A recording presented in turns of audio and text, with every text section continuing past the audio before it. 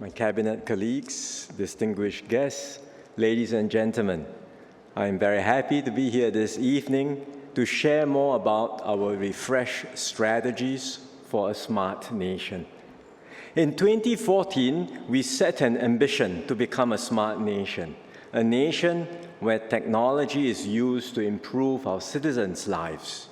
We aim to make Singapore one of the leading cities in the world, an outstanding place where our people can live meaningful and fulfilling lives and where the human spirit flourishes. To achieve this vision, we had to harness technology systematically, not in a piecemeal fashion, but in a coherent and comprehensive way. And so we launched our first Smart Nation plan to take full advantage of technology across the government, economy, and our society. 10 years on, we have made significant progress. We can all feel and experience the changes in our daily lives. So many activities have become more convenient. In 2014, cashless payment was an aspiration. Today, it is a reality. Fewer people queue up to withdraw cash from the ATM machines. When was the last time you did so? Fewer still write checks because you can use your phone to pay for all sorts of transactions. And beyond payments, you can open a bank account in minutes online and engage in a whole range of banking services, all from the comfort of your own home. Government services have become far more convenient too. Nearly all government services are digital. Some have been with us for some time. We are familiar with IRAS's e-filing, ICA's passport services, NLB's book borrowing, amongst others. But over the last few years, we have rolled out even more applications, including for parking, HDB flat bookings and purchases, health services, and of course, the ever-popular CDC vouchers. These are the more visible changes. But we have also used technology behind the scenes in ways that are not so visible to the public. For example, in our housing estates, we have sensors in lift and water pumps so that town councils are alerted immediately when a fault arises. Technology also helped to get us through difficult times, most recently during COVID.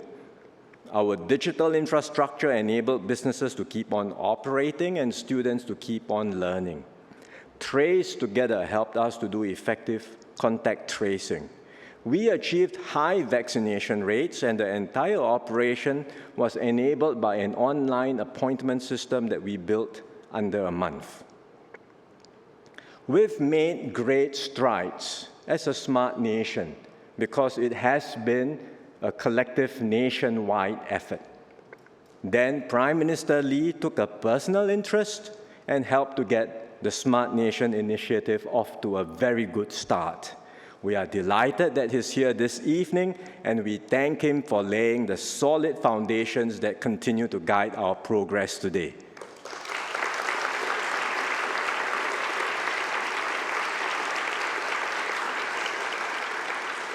Our businesses, working closely with government agencies, embraced technology and built the infrastructure that enabled our Smart Nation plans.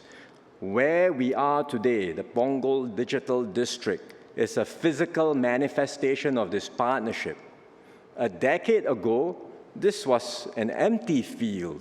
Today, we see Singapore's first ever smart district emerging, with companies, research institutes, and government agencies working together in areas like cybersecurity, AI, and robotics. Singaporeans from all walks of life did their part too. They committed their time and effort to learn new digital skills. Some picked up courage to try a new digital service, like many of our seniors who, despite initial hesitation, have become increasingly proficient with using e-payments. There are those who went further, like Justin Hall, whom I met earlier. He's a final year student studying computer engineering in Singapore Polytechnic. He worked on a school project to help people with mobility constraints find accessible facilities through an app. and he continues to volunteer as a Smart Nation ambassador, helping others to learn digital skills. He's here tonight at the table. Thank you, Justin. All of you are our pioneers for a smart nation.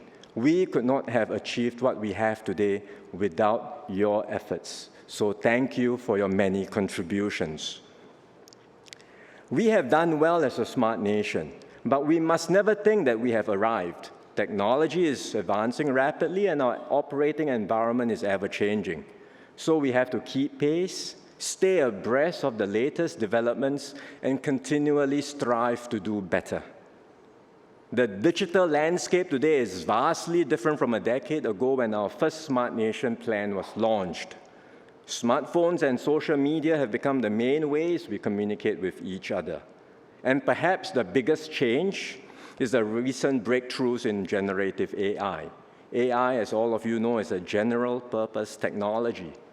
These are once-in-a-generation technologies, like steam power on the internet, that touch every industry and every aspect of life.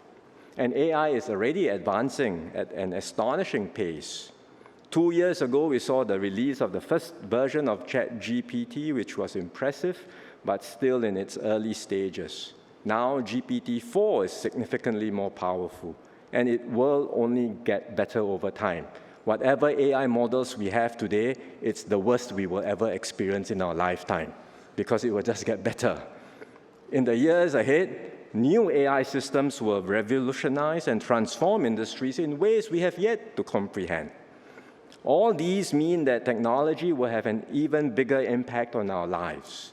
There will be tremendous opportunities ahead, but also new uncertainties and challenges to overcome. So we must refresh our strategies for Smart Nation. In Smart Nation 1.0, we focused on building up capabilities and encouraging the use of technology. For our next phase, Smart Nation 2.0, we aim to sharpen our focus and use technology more effectively to transform our future and shape our nation together. We have 3 key goals in Smart Nation 2.0: growth, community, and trust. And let me share a little bit about each of these trusts. First, growth is about empowering our people and businesses to use technology to push our own limits and realize our full potential. We do so by exploiting R&D and knowledge so as to take our economy to the next level and create many more opportunities for Singaporeans. That's why we are investing significantly in new AI capabilities. Today, Singapore is home to over 150 AI R&D and product teams. They come from a wide range of leading global companies, as well as research institutions, including our own universities. We want to grow this AI ecosystem and foster more collaborations between AI researchers and scientists in other domain areas, like biomedical science or material science. So we will launch a new AI for Science program to encourage such interdisciplinary collaborations and research. If you are a researcher in AI or other scientific domains and you are looking to discover the next breakthrough, we want you to do it here in Singapore. Join our research community and help us push the frontiers of innovation. Of course, we cannot focus solely on new breakthroughs. Equally, if not more important, is how technology is harnessed across the entire economy.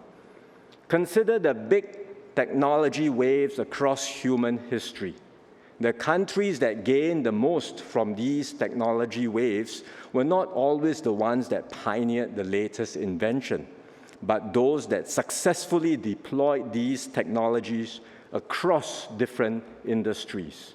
We often focus on the inventor, like Edison invented the light bulb. We glamorize the inventor, but what's equally, perhaps more important, is how you hook up the entire country to run on electricity. And countries that are able to do that achieve sustained productivity improvements and long-term competitive advantages. So we must make a bigger effort to get our enterprises and our people to take full advantage of new technologies like AI. We are engaging our SMEs and helping them to use AI tools to streamline their administrative and financial processes. Over time, we hope more will be able to develop capabilities to harness the full potential of AI and to develop their own innovative solutions. We will also start early and do even more to prepare our children. Our students already excel in creative thinking skills, math, and science. In fact, we are proud to have two students here tonight, Jia Yi and Zhe Rui. They both won gold at the first ever International Olympiad for AI this year. Congratulations. I think they are somewhere. We want to support these bright sparks like them to reach their fullest potential. At the same time, we need to raise the overall technical literacy of all our students. We must give our students more opportunities for hands-on exploration with AI and emerging technologies. We have done this before. I remember what it was like as a student in the 80s when Singapore started our computerization journey. Back then, very few people had personal computers. Certainly, my classmates and I didn't have computers at home. But we all had the chance to learn about computers in school or even by attending classes at the nearby community club. That exposure gives all of us, regardless of our home or social backgrounds, very good foundations at an early age. So we must do the same today. Of course, today, our children are born digital natives. But still, we must give them more deliberate exposure to AI. This will help them better understand the nuances, limitations, and abilities of AI tools. Not everyone may have the inclination to go far in this field, but everyone should have the opportunity to develop a basic understanding and proficiency. And with this foundation, they will be able to better harness AI's innovative potential and make it a valuable tool in whatever field they choose to pursue later in life. We also need to train our educators so that they can better guide our students. And I'm glad to share that MOE and MDDI will launch a new Smart Nation Educator Fellowship. This fellowship will be available to educators who play a role in shaping our national curriculum and professional development for teachers. Through this fellowship, educators will learn about the latest trends and issues in the digital space and use them to design materials to guide other educators in their lessons. And the second goal is community. Technology, when used responsibly, can connect people, foster collaboration, and strengthen community. But if misused, it can divide and erode trust. There are already cautionary signs about the risk that technology poses to our community. For example, excessive use of social media can contribute to isolation, mental health issues, and the spread of misinformation. We are paying more attention to these risks and developing ways to reduce their impact. We are emphasizing cyber wellness in schools. We are increasing awareness of healthy screen habits amongst families and encouraging more screen-free activities for children. We are creating more healthy online environments for our young people. We already have a code of practice for online safety in place. This requires designated social media service providers to put certain processes in place to protect young users, like including more restrictive account settings for children. We are now developing a new code of practice for app stores, which will require app distribution services to have age assurance measures so we can protect children from downloading inappropriate apps. In the end, it's up to us to ensure that technology is used in ways that strengthen our community. And there are many ways we can do so in our daily lives. For example, nowadays, whenever we have a new BTO project, homeowners will already initiate contact with one another on social media platforms. They share updates about the estate, about the building plans, about renovation and moving in tips, or even organize bulk buys. Such online interactions help foster a sense of belonging even before they meet in person.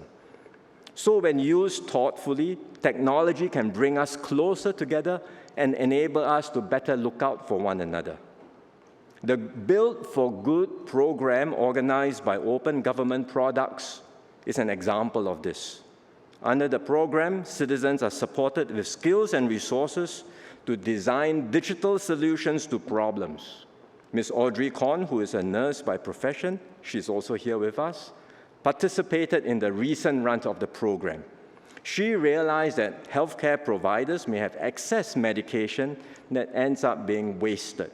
So she and her team built Remedy SG, a platform to redistribute medication to those in need, and it has now gone live and is serving 3 clinics. Well done, Audrey.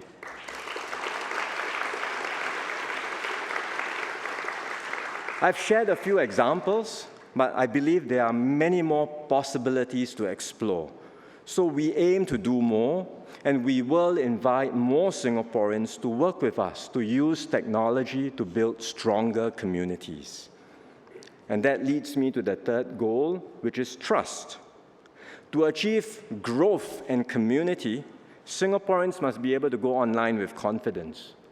Confidence that digital systems and services are secure and reliable, that their safety and well-being will not be compromised, and that there is effective help and recourse if they encounter harms. Recent incidents around the world have shown us that digital disruptions can severely affect lives, leaving hospitals, airports, and businesses unable to function. So we must ensure that the digital systems we rely on, like our data centers, are resilient and able to withstand cyber attacks and disruption. Over the years, we have introduced measures to shore up our cybersecurity. We updated the Cybersecurity Act earlier this year to regulate a wider set of systems because we increasingly rely on a broader range of digital infrastructure like cloud services and data centers. But disruptions are not always caused by cyber attacks.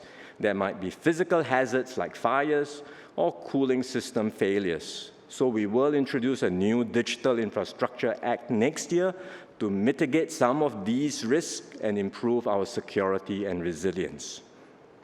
We are also tackling the risk of online harms. New digital tools and platforms have made it easier for criminals to scam victims out of their hard-earned savings. We have introduced measures to block scam calls and to filter and report suspicious messages. We have worked with industry partners like banks and telcos to implement countermeasures to protect Singaporeans from scams.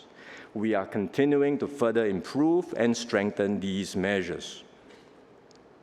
In addition to scams, there are other online harms like sexual harassment and cyberbullying. We have enhanced our laws over the years to punish perpetrators and protect vulnerable victims. But there's still more we can and will do. All victims of online harm want the damaging content online to be removed quickly and permanently. Currently, victims can apply to court for a protection order or make a police report. But legal and criminal proceedings can take time. Another way is to turn to online service providers for help. But not many will know how to do so, and we've also heard feedback that even if you do, the companies may take a while to respond and sometimes do not even act on these requests. We will support victims of online harms with more timely and effective relief. They must be able to turn to a trusted source of support which can act on their behalf to direct perpetrators and service providers to put a stop to the harms. We've been studying how other countries deal with this problem.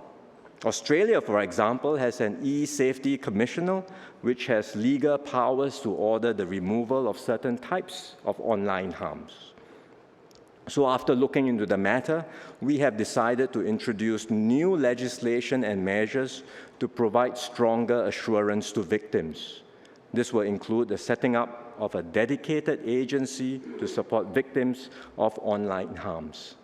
We are still working out the details, and we will share more in due course when we are ready. Growth, community, and trust.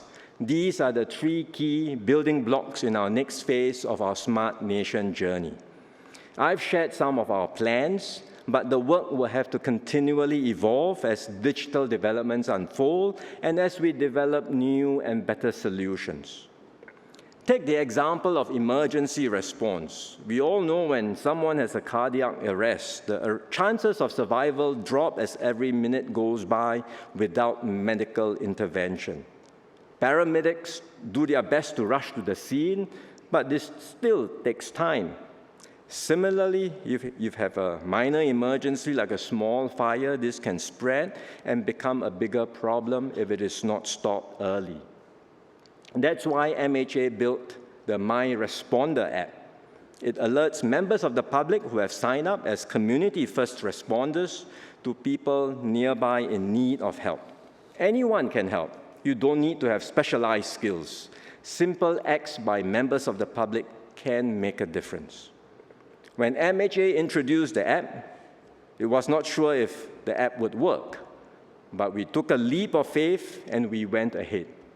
And since then, through the app, many emergencies have been averted and many lives saved. So this is an example that illustrates the ethos we must embrace in government and also in Singapore, to experiment with new approaches and to be prepared to disrupt existing ways of doing things.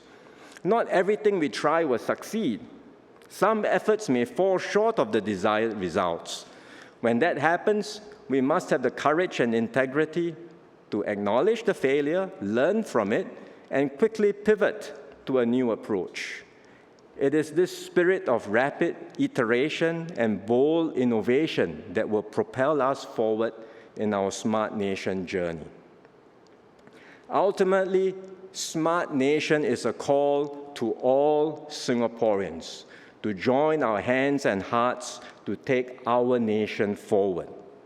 Over the last decade, we have made great strides. In the next 10 years, we can reach even greater heights. So let us work together to build a better home for all, a Singapore brimming with exciting opportunities, where we can support one another in realizing our dreams, and where each of us can become the best version of ourselves. Together, let's bring this vision to life and turn our collective hopes into reality. Thank you very much.